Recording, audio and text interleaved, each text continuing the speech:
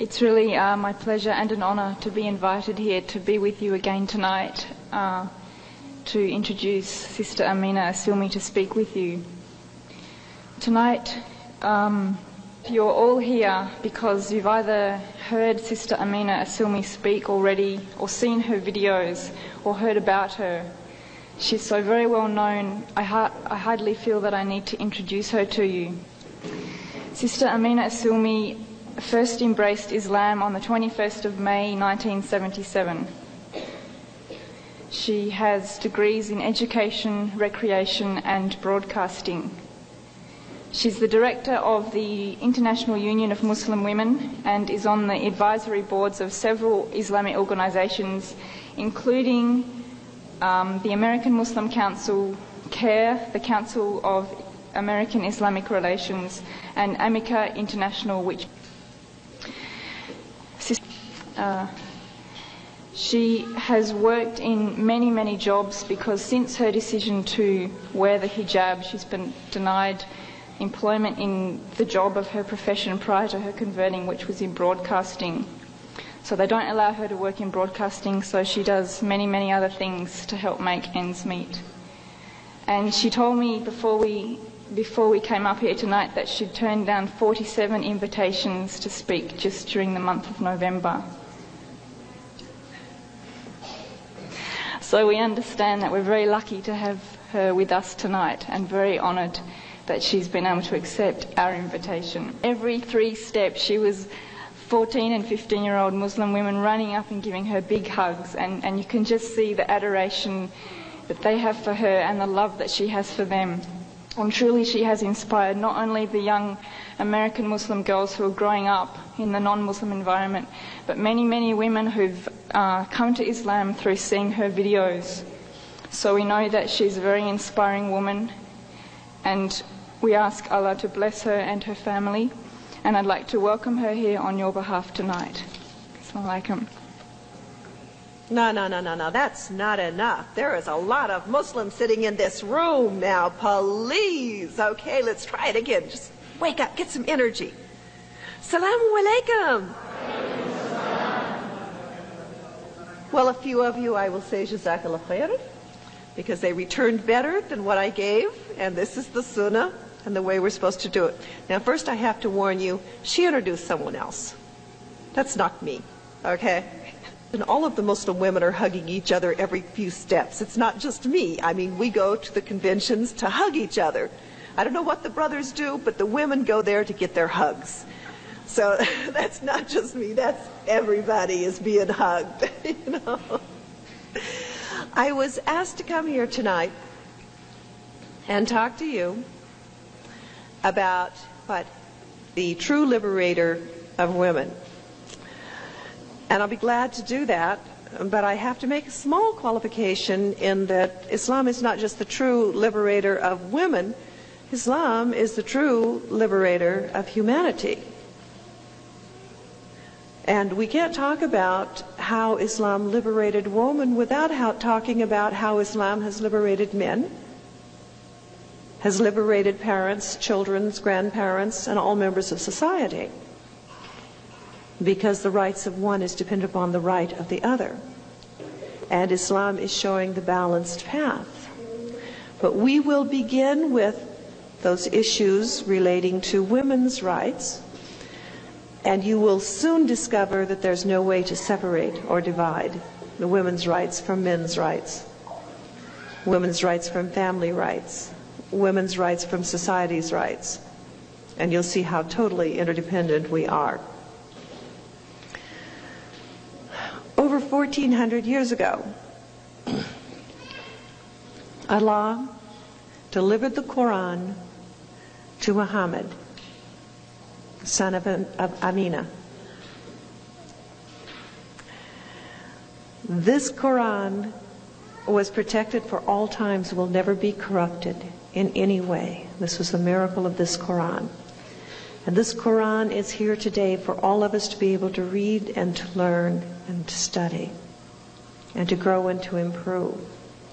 In this book that was given to us over 1400 years ago, through the prophet who became our example, our clarifier, our explainer. We learned many things. Number one, that the man and the woman were equally responsible for the continuation of the human race, and that the role of the woman was every bit as important as the role of the man. And you cannot claim that one is more important than the other, because indeed without the two it cannot occur, except in those miracles where Allah has chosen, as in the case of Adam, Eve, and Isa.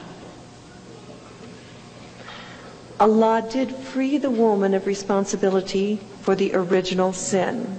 There was a rumor floating around, that all sin came from women, because after all it was Eve who gave that apple to Adam. And it was through Eve that all sin came into existence.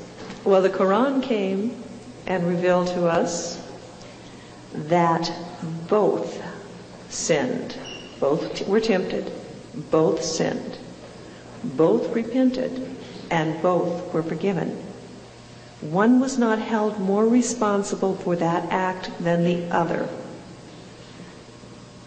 But in another area of the Quran, it speaks about the fact that on the day of judgment, a man must answer for himself, his wife, and his children, while the wife answers only for herself and her children. So a man has a degree of responsibility stronger than that of the woman. We won't make any judgments on that, just something to think about.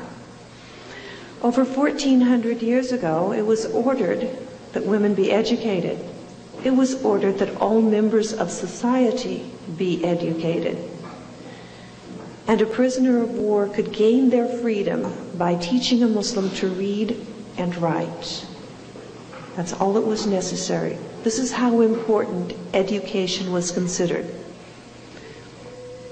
Indeed, the example of the Prophet Muhammad ﷺ shows the importance of education, in that amongst all of the women that he married, there was only one who was not highly educated. All of the mothers of the believers were very educated women. They could read, they could write, they studied, they learned, they were brilliant minds. And his choice was the educated woman. Education is vitally important to everyone, and so we are told to seek knowledge if we must go into China or into the ends of the earth, to seek knowledge. Do not forget, in the quest for seeking knowledge, that the most important knowledge that you can have is the knowledge of the Quran, because all other knowledge is wasted if you don't know what to do with it. And it is the Quran and the Quran alone that gives us the guidance on what to do with other forms of knowledge. So never neglect the knowledge of the Quran and seeking knowledge of the Quran. That's first and foremost above everything else. Well, along with the command that women should be educated, Allah ordered that the woman's voice would be heard. That's right. Our opinions must be heard. Our evidence must be taken. We have a right to be heard. We were given also the right to own our own property, to conduct our own affairs, to dispose of or earn our own wealth and income. And that which we have, that which we earn, that which we inherit, whatever, is ours and ours alone, and no one else is allowed to touch it. We have absolute and complete control over that which is ours.